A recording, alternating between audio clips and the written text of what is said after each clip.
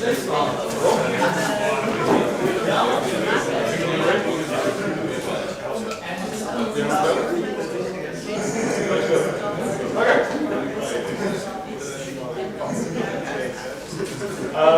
everybody, good afternoon. It's good to see all you guys in person and also to welcome our online audience. Today's presentation is, of course, our design presentation is RoboTeam's 9th generation. We started this year with 19 passionate students from both Saxion University as well as the University of Twente.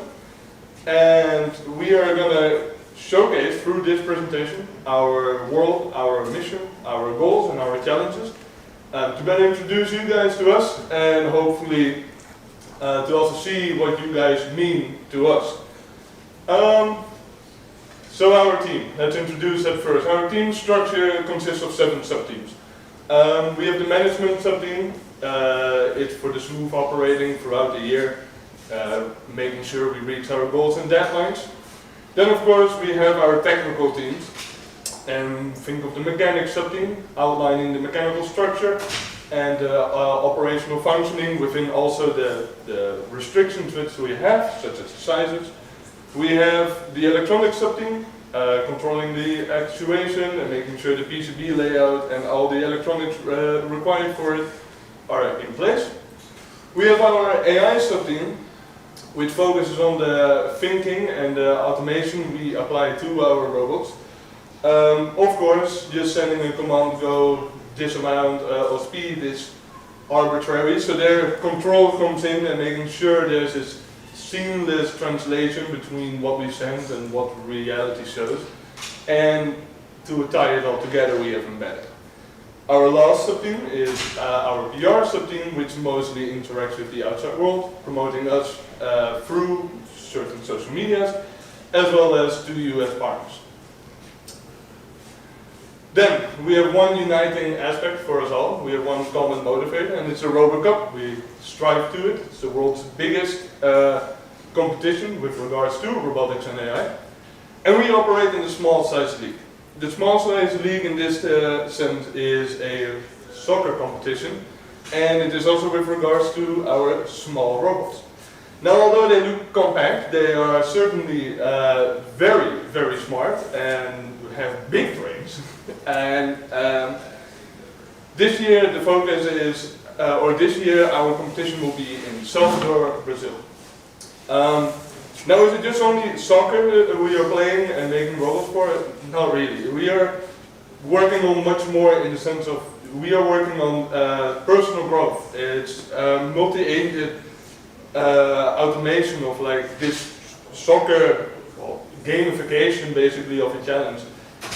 It's also getting into contact with companies, and yeah, there are so many other motivators for this year. But our big motivator is the RoboCup.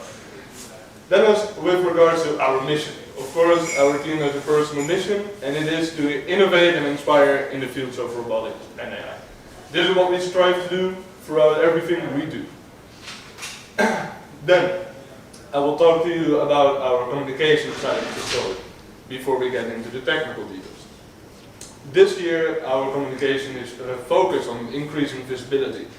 We want to strive to get our name more well known, which we will do through Saxion and through UT and social medias, but we also strive to put UT and Saxion more on the map. These universities deserve to be recognized more, and it's only amazing that they do allow for student teams such as us, so we want to play into that. We also want to professionalize our image. We have been a small team for quite long, and we are getting bigger and stronger, and we think it's only well-fitting to strengthen our image in that sense too. And something we feel like we are not making proper use of is our partner connection. We want to really tie the student and our partners together by more frequent visiting or better updating of what we are doing, so that there is this direct translation from partner to students through these well-motivated students, which we hope to promote. Now, we will follow up with the technical details, and I am just the team manager, so I'm going to give away the technical details to our technical manager. Flynn de Jong will take it further from now.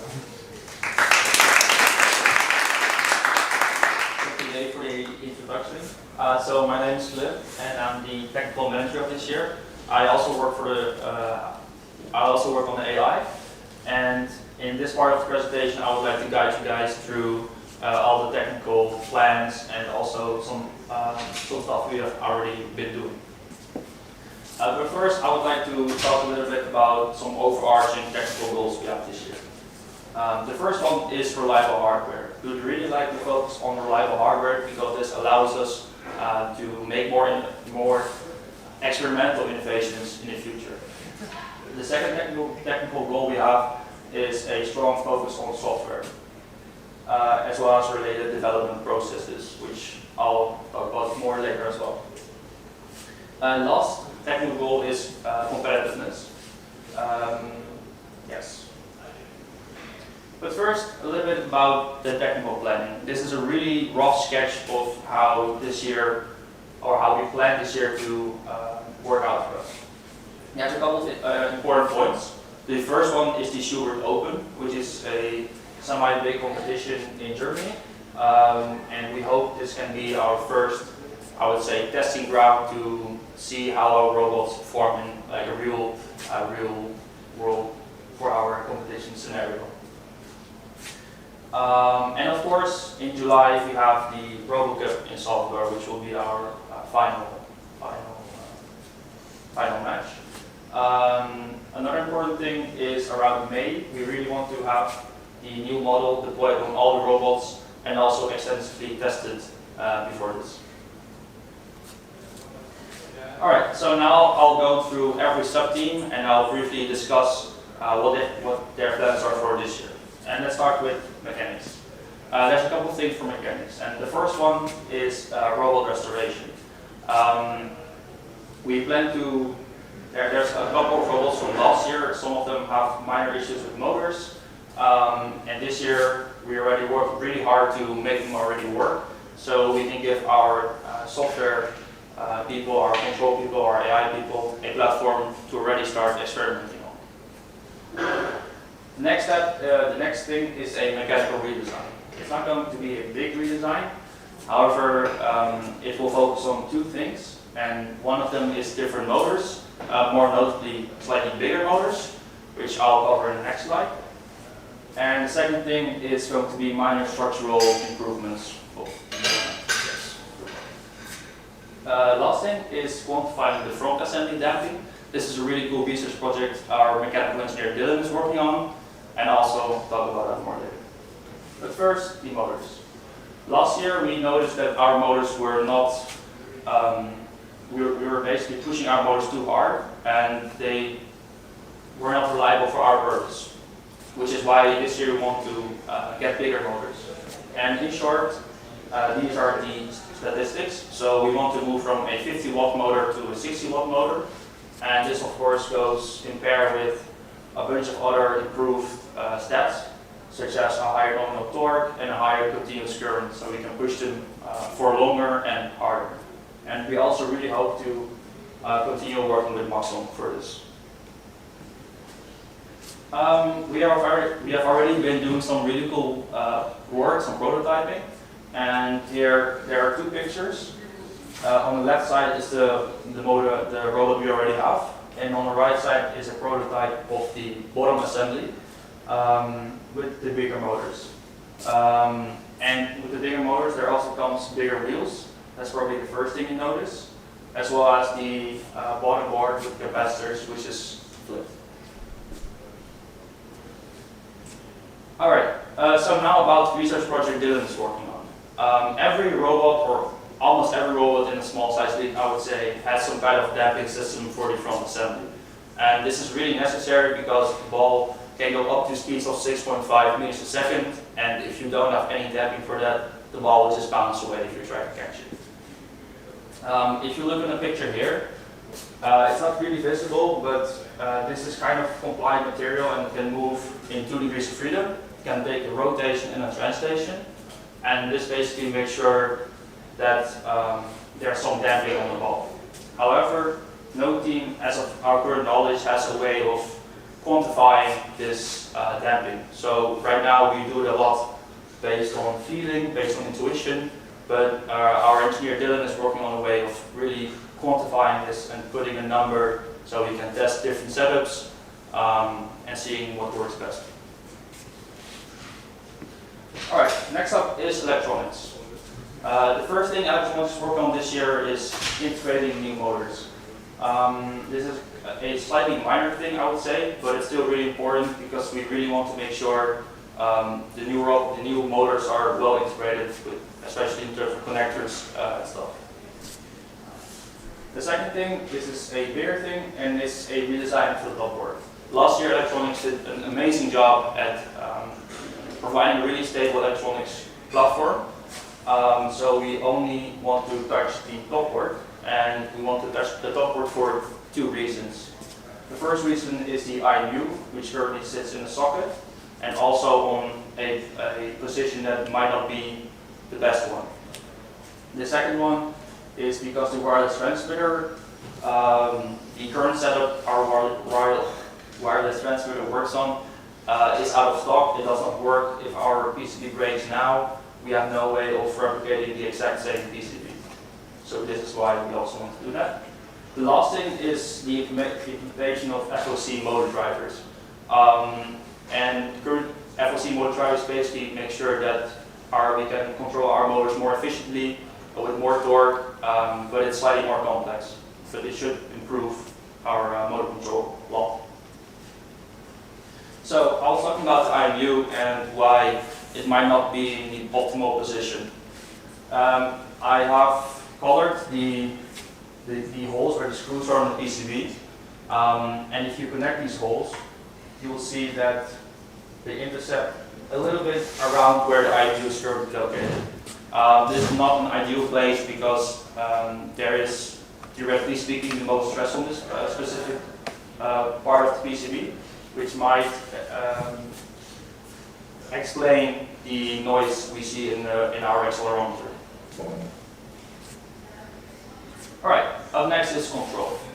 The first thing control is doing is moving to Simulink. Simulink is basically some kind of block-based control software for simulating and analyzing dynamic systems. It's really neat. On the picture here, it's not very clear, but we have a model that Ryan was working on. And basically, with the use of Simulink, we can iterate way faster on new control methods and basically faster implementation. The second thing control is working on is improved state estimation. And this basically refers to fusing the information that the sensors give you into a state you can work with in your model. The third thing is adaptive force limits based on thermal monitoring. So last year our motors had an issue where we think they might have been pushed too hard. So this year we would like to implement temperature sensors and also include some kind of way of dynamically adjusting the power we give our motors so they do not burn out. Last thing is dribbler control. Currently we don't really have dribbler control. It's basically an on-off switch. But there is an encoder in a dribbler motor, so we hope to utilize this encoder and implement a little bit of dribbler control. Alright, next up is embedded. The first thing, one of the things embedded is working on is the OLED screen. Last year's team worked on the OLED screen. However, this year we want to even improve on this and add more functionality to the OLED screen.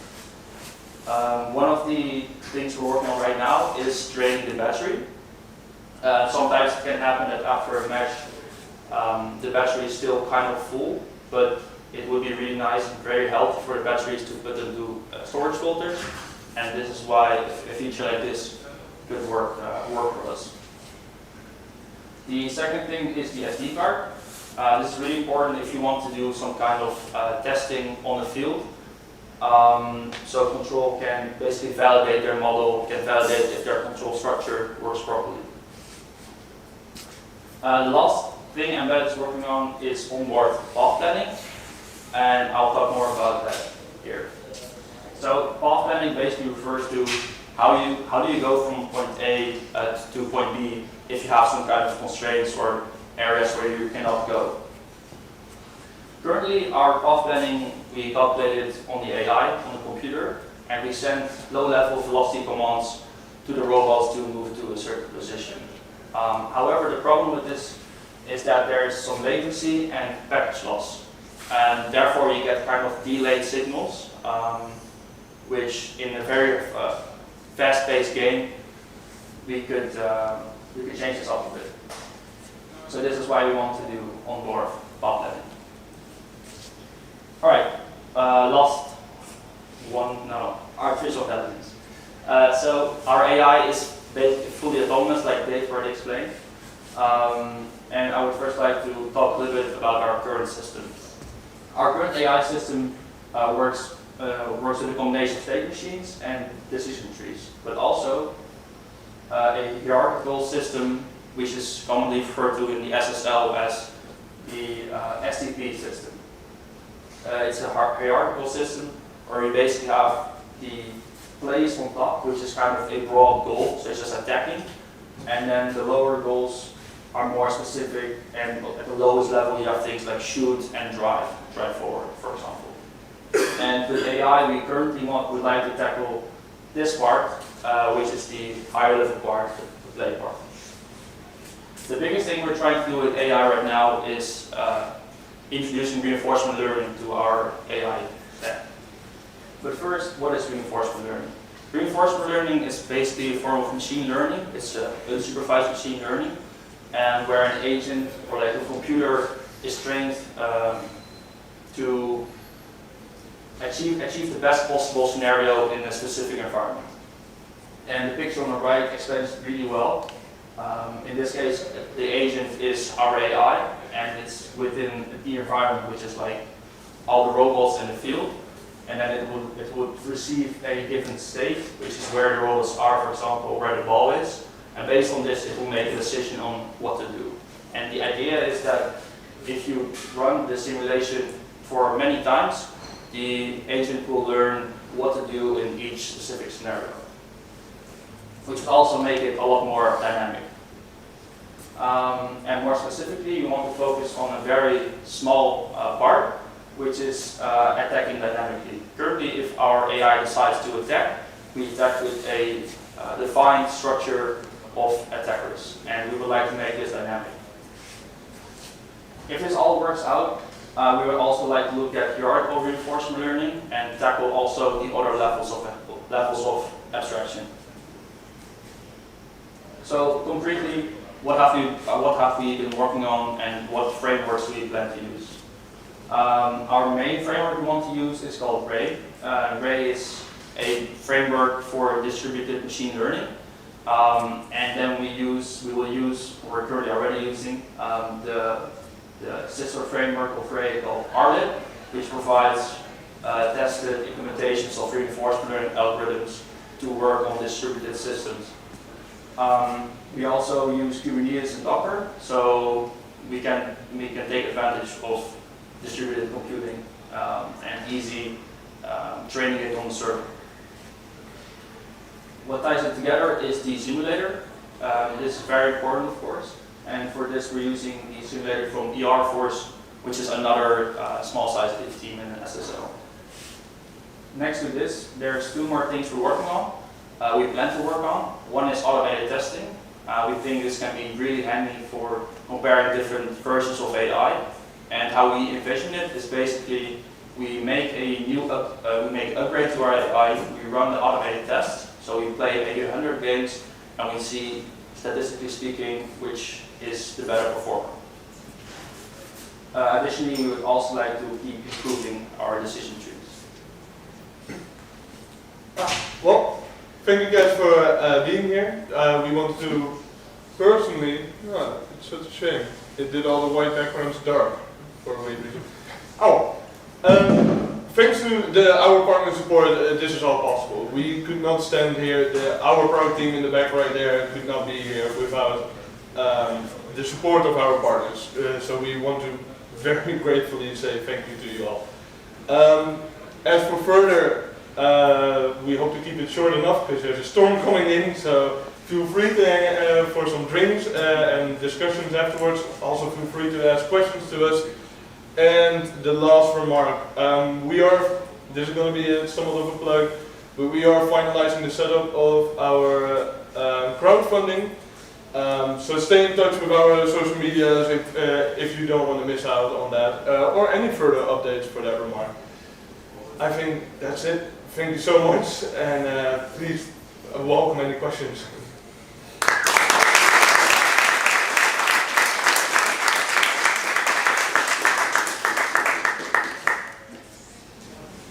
Or if no questions, feel free to grab coffee or don't worry. Make sure, by the way, don't make it too late. Storm. Apparently it's coming in at 6. Dark. I know.